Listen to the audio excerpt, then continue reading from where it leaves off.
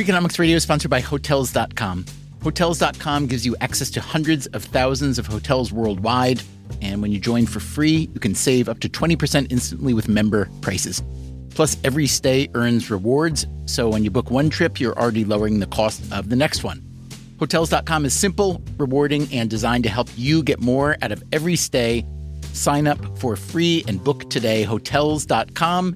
It's all in the name. Freakonomics Radio is sponsored by Amica. You know what they say, if you want to go fast, go alone. If you want to go far, go together. So go with Amica and get coverage from a mutual insurer that's built for their customers, one that looks after what's important to you together. Auto, home, life, and more, coverage that fits your unique needs. Amica helps you protect what matters most. Visit amica.com and get a quote today.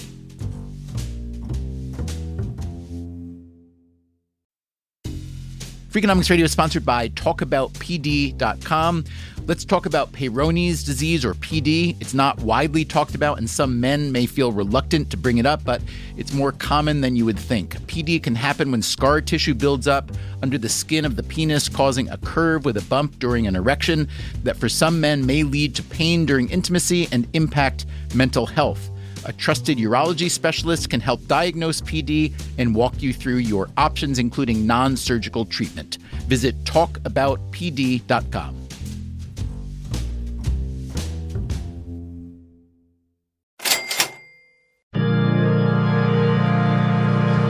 Hi there. Okay, are you Carlos? Hey, how are you? Very nice to meet you. Yeah, great. I recently had lunch in Chinatown. That's the Chinatown in New York City, where I live, with a very pleasant fellow named Carlos Ayala.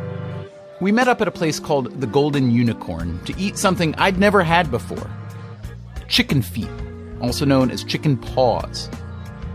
Now, Carlos is the guy that you want to eat chicken paws with. He works at Purdue Farms, the third largest chicken producer in the U.S., and he's the vice president of international. Which means I'm in charge of everything that Purdue does on the food side of the business, so the chicken and turkeys that's outside of the United States. So my main focus is on exporting products that are not so desired in the U.S. and sending them overseas. And you are a fan of the paw. You like to eat the chicken paw. It's like Hair Club for Men. You're not just a spokesman, right? You love the paw? That's very true. It's actually the best part of the chicken as far as I'm concerned. It's my favorite thing to eat.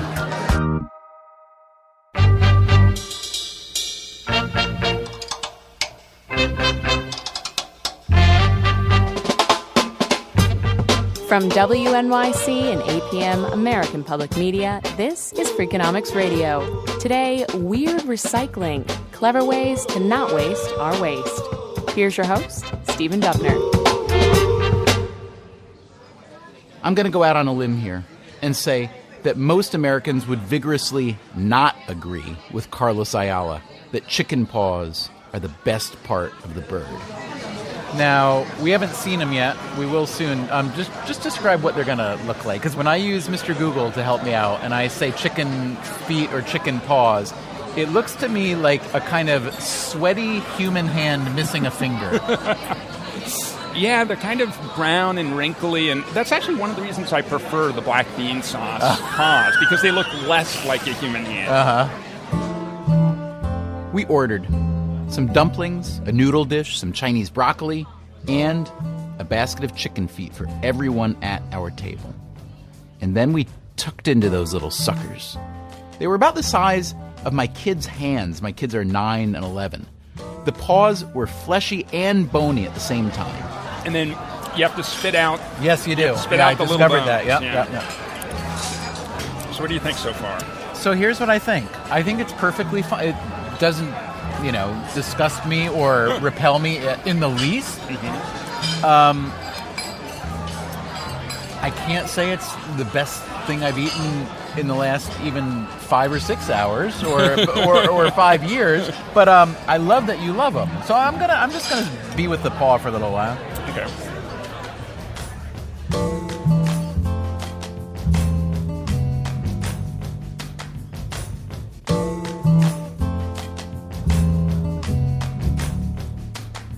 Our order caused a bit of a stir with the Golden Unicorn's waitstaff.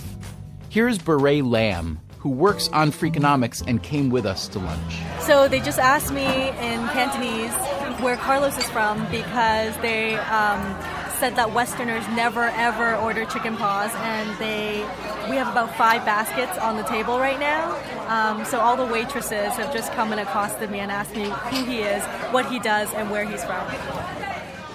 Once they find out that Carlos Ayala works for Perdue, which makes him chicken paw royalty, we get first-class treatment, including a special off-the-menu ginger-infused chicken paw dessert, which I'd rather not relive right now. But you got the feeling that even without the Perdue connection, they would have smiled in our party. Because as they said, it's the rare American who orders the paw. Now, in China, meanwhile, watch out. It's not the breast they crave like we do here. The drumstick? Yeah, all right. But what really floats their boat is the chicken paw. Ayala tells me the U.S. exports about 300,000 metric tons of chicken paws to China and Hong Kong every year. That's roughly the mass of the Empire State Building. It's amazing that you're taking something that for your company in this country is pretty much valueless. In fact, it may be negative cost. You normally would just dispose of it, yes? That's right. So nothing goes to waste on a chicken, but the chicken paws, absent the export market, just have no value. I mean, it's very minimal.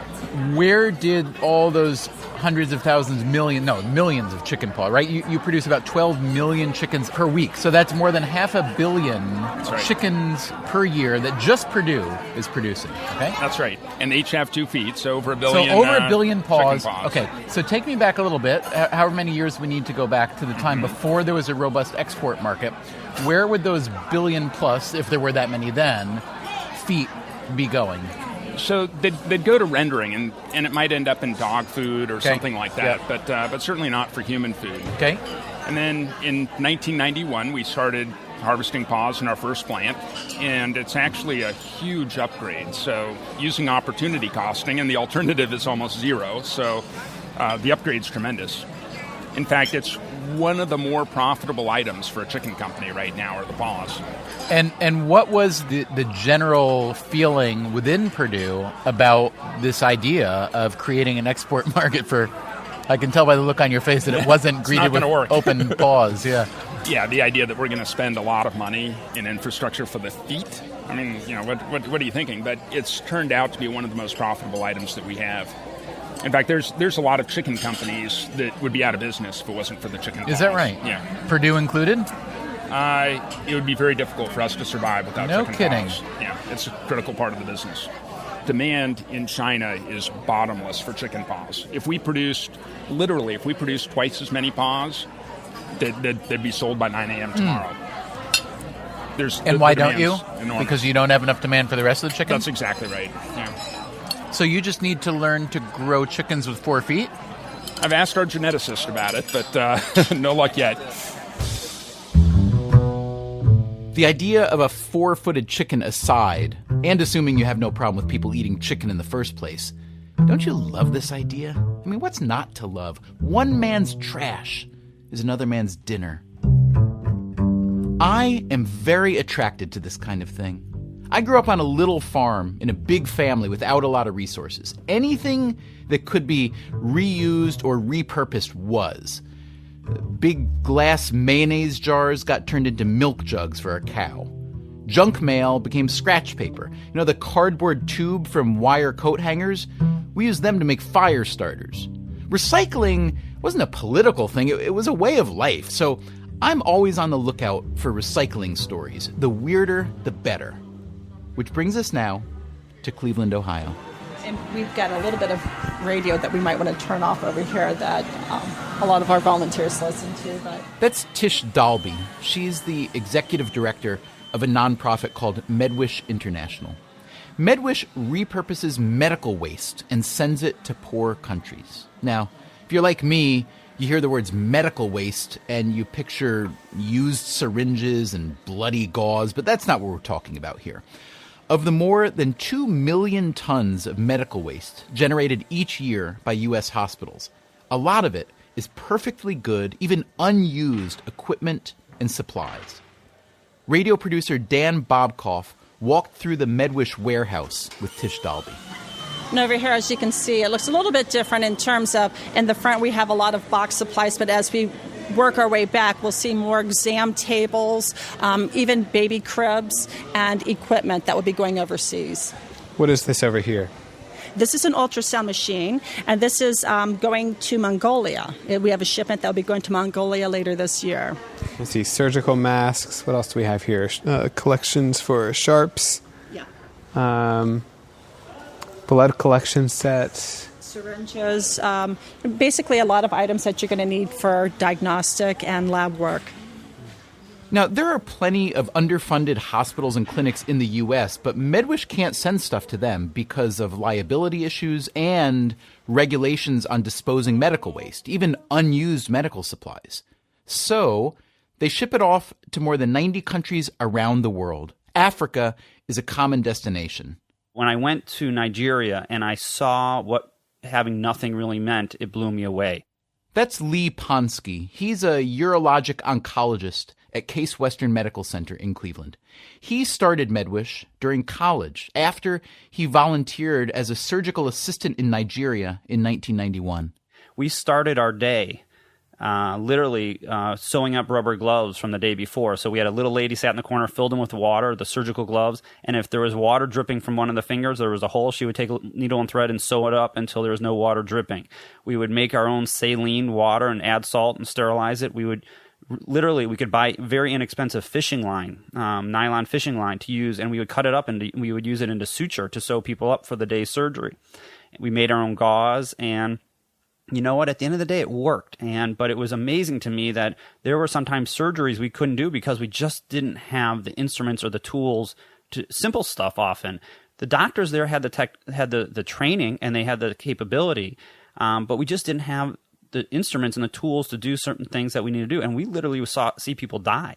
And that's when it blew me away. I said, this should just not happen. It doesn't make sense that there's literally people dying. To see one person right in front of your face dying because you didn't have a certain tool or instrument that you know you're throwing away in the U.S., that just doesn't make sense. And that's where I just came back and I said, we just need to do something about it. Talk to me for a minute about why some of these supplies get tossed. Why do a bunch of boxes of gauze, let's say, get tossed, or tongue depressors or surgical gloves? Why on earth aren't they just kept in the closet and being used? A great story is recently one of the medical supply companies there was an error in the way the instructions were printed, and it said, the instructions in Spanish were messed up, but the product was still good, but they couldn't sell it in that format. They couldn't sell it marked inappropriately. So they called us and said, hey, we've got 5 pallets of, I forget what the product was. Let's say they were rubber gloves, but the instructions are misprinted. Would you guys put those to good use? And we said, absolutely. Those are still very usable pieces of equipment for us. I understand that wooden tongue depressors have an expiration date. Is that true? Isn't that amazing? I mean, that is, again, if our organization points things out like that, that can help improve things even here in the U.S., I would love it. That kind of stuff drives me crazy. And that is, the manufacturers the worry and the concern of liability is pervasive through everywhere. So all these products have expiration dates, and some of them just don't make any sense. And some little products, even like a tongue depressor, a wooden tongue depressor, may have an expiration date. Now, maybe there's reasons. Maybe it splinters after it sits in the wrapper after 35 years, but I can't imagine it wouldn't be useful if it expires 6 months after its expiration. So I've always said that if what we're doing makes the hospitals in the U.S. or our country more efficient, so efficient that there's no more supplies being thrown away, great. We'll find something else to do. We'll go on to the next thing. But until that time, let's make use of the stuff that's getting thrown away.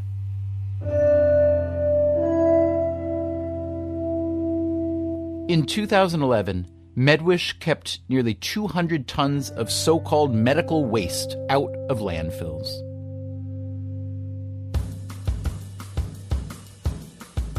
Coming up, so far we've filled our bellies, saved some landfill space, maybe even saved some lives. So what if we could light up the world with waste? We could take America up to, say, 80% nuclear and run it for more than 100 years.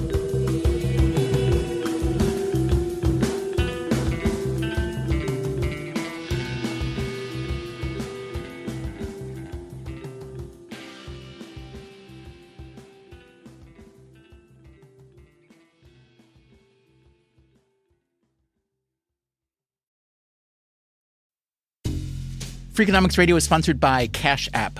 Bitcoin is often talked about as an investment, but it was built to be used. With Cash App, you can actually do that. Send Bitcoin instantly, pay at local Square businesses that accept it, or move it to your own wallet whenever you want. It works more like real money and less like something locked in an account. For a limited time, new customers can get $10 added to their balance. Just use code CashApp10 when you sign up. And don't forget this part, send at least $5 to a friend in the first 2 weeks. Terms apply. Cash App is a financial services platform, not a bank. Banking services provided by Cash App's bank partners. Bitcoin services provided by Block Inc. brand. For additional information, see the Bitcoin disclosures at cash.app/legal/podcast.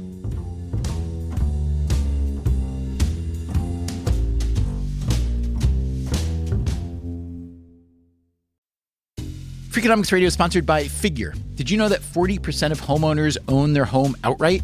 If that's you, don't let your equity sit idle. Tap it with a home equity line of credit. Figure, the #1 non-bank HELOC lender in the U.S., helps tap equity you've built in your home so you can do things like tackle a renovation or pay down debt. HELOC is a line of credit secured by your home. You can draw what you need, repay, and draw again. Figure offers a 100% online application. Get approved in 5 minutes and funding in as few as 5 days. It's faster than a bank loan and cheaper than a personal loan. Check your rate today without impacting your credit at figure.com/Freakonomics. This post is sponsored by Figure, NMLS ID 1717824. Figure is an equal housing lender. For more information about their licensing, visit nmlsconsumeraccess.org. Figure's HELOC is subject to credit approval and terms apply. Freakonomics Radio is sponsored by Southern New Hampshire University. The best investments are the ones you make in yourself, and no one knows that better than Southern New Hampshire University. With more than 200 online degree programs, no set class times, and low online tuition, Southern New Hampshire University is built to fit your life today and set you up for success tomorrow. Education is an investment. Why not make it a smart one? Apply for free at snhu.edu/Freakonomics.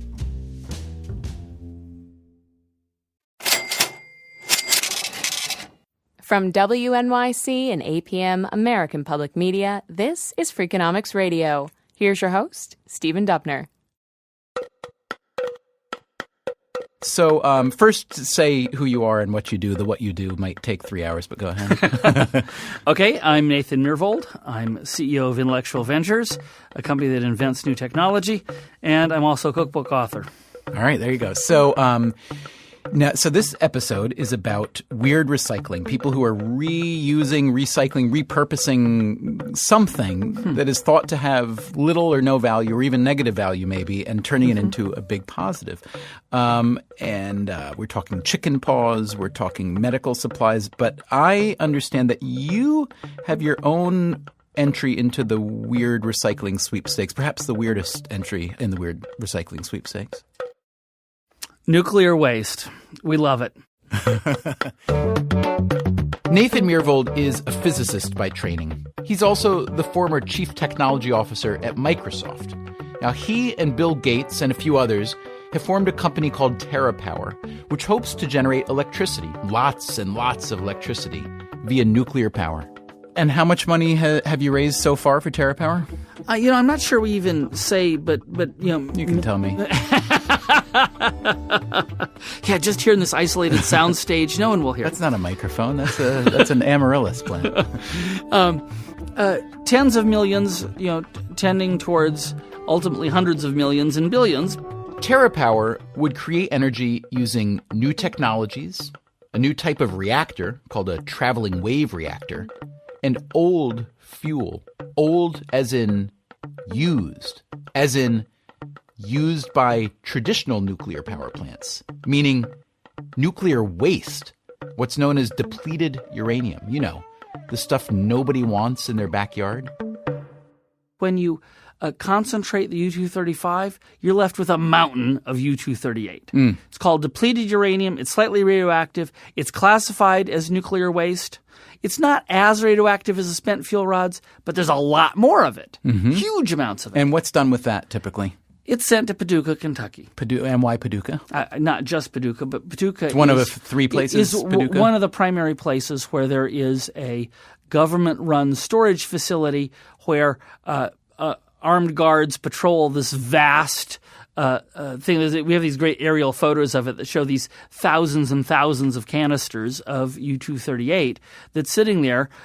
Canisters, what size? Like a natural gas tank canister or gigantic, the size of a tractor trailer? They're big. Each one is, I think, 10 tons of this stuff. Okay. So they're relatively large. And how much is there? How many tons of this? So that takes us to the recycling thing. We have a reactor that can burn that stuff as fuel. That can burn the leftovers from... The leftovers. So if we just take the stuff at Paducah, the depleted uranium, we could take America from its current mix of being about 15% nuclear up to, say, 80% nuclear, as France does, and run it for more than 100 years. Okay? Paducah, Kentucky is the Saudi Arabia of this new world. So you're talking about a new kind of power plant, a new kind of nuclear power plant that uses a different technology that's fundamentally different in some ways and very similar in other ways to existing nuclear plants. You're talking about, however, recycling a kind of waste product that nobody wants anyway and that most people consider worth less than zero. It should be made clear, however, that you don't really know that this would work, do you? Well, it's a fascinating question. It'll work.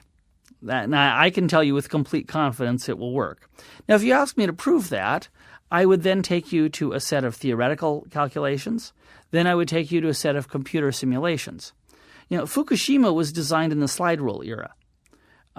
Today, using modern computing technology, we can understand the properties of all parts of the reactor vastly better than anything we did before. And the results of those computer codes has been very closely calibrated against experiments for a very long time. Now, that said, no one is actually going to build a power plant just on my say-so and my sunny confidence. So, of course, we will build a pilot plant that will be the first true proof of principle. The plants that TerraPower wants to build would be much smaller than traditional nuclear plants and buried deep underground with little need for tending. Now, if all that sounds too good to be true, keep in mind that for the moment at least, it's not yet true. The world's appetite for nuclear power and its fear of nuclear power waxes and wanes. 30 years ago, the United States decided that we were freaked out about nuclear. The accident at 3 Mile Island, which, by the way, killed 0 people. And an amusing thing is there's 3 reactors at 3 Mile Island. Not only are the other 2 still going, they've just been relicensed for like another 20 or 30 years. So everything has continued to work just great there. But a combination of that and a Jane Fonda movie called The China Syndrome. Which came out 12 days before the accident at 3 Mile Island. Coincidence? I wonder. Not. So nuclear R&D, the idea of doing exciting new things in nuclear, just the air went out of the balloon.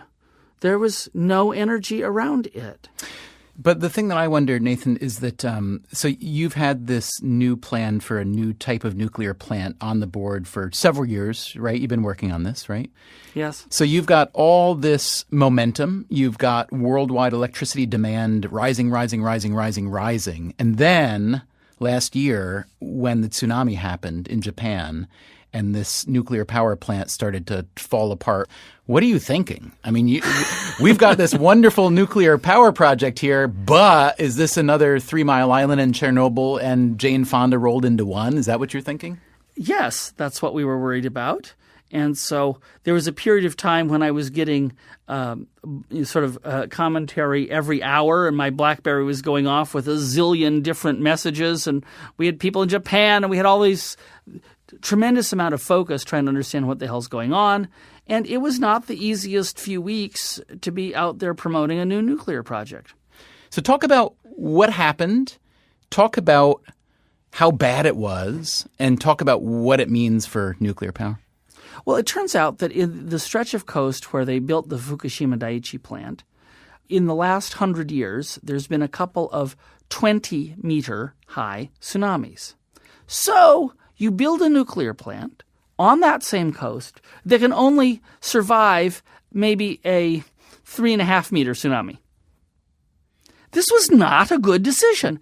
Then the whole reaction to the plant, once it occurred, things were okay, or largely okay. Yes, there was a little bit of damage, but all of the really serious radiological leaks that occurred at Fukushima occurred because of human error, because the guys involved really had not done any level of safety drills or planning. If you live on the seashore in Japan, you ought to do tsunami drills.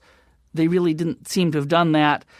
They were all left thumbs when it came to their response. It's easy to sit back and say that in retrospect, but they could have done a much better job. When I think of using this waste that nobody wants, it's considered dangerous, it's costly, and so on, and you have this plan to turn it into fuel that could power the world, electricity for the world. I have to say, it makes me think a little bit of the chicken foot, the humble chicken foot that nobody wanted until American chicken producers realized that China wanted it. So I wonder, where your mind goes when I ask you to compare the depleted fuel stockpiles with the chicken paw. Well, I love chicken feet, as it turns out. In my new cookbook, we have a fantastic recipe for puffed chicken feet. Puffed chicken feet? Like they need more puffing? What do you mean? Do you blow air in like a Peking duck? What you do is you cook them sous vide. Okay. First, which makes them sort of soft. You pull the bones out. Ah. Then you dehydrate them a little bit. Then you deep fry them. And if you've ever had chicharrones or fried pork rinds, it puffs up amazingly. Well, you do that with the chicken feet, but it's got this great chicken flavor. And they also look like these weird, twisted, puffed sort of little gloves. Obviously, they're 3-fingered gloves, but it's great.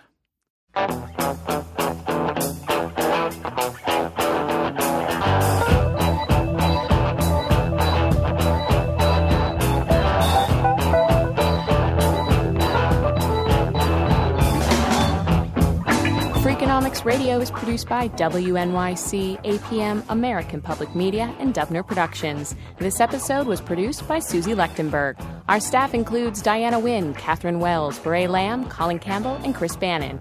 David Herman is our engineer. Special thanks to Jacob Berman.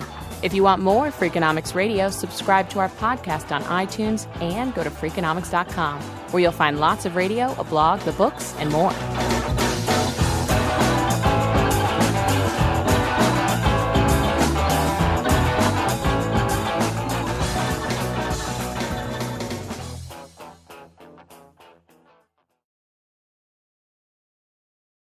This podcast is sponsored by Made In Cookware. Made In partners with multi-generational artisans and some of the world's best chefs to create professional quality cookware, knives, and kitchen tools. Their products are trusted in Michelin-starred restaurants worldwide and designed to perform just as well in your kitchen.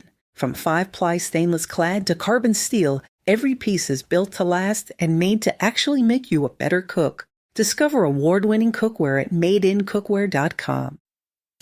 Freakonomics Radio is sponsored by Ozempic. Innovation happens through rethinking what's possible, and when it comes to GLP-1s, Ozempic pill does just that. Learn more about Ozempic semaglutide tablets, 4 and 9 milligrams, by calling 1-833-OZEMPIC or visit Ozempic.com to view the medication guide and ask your doctor what's possible with FDA-approved Ozempic pill.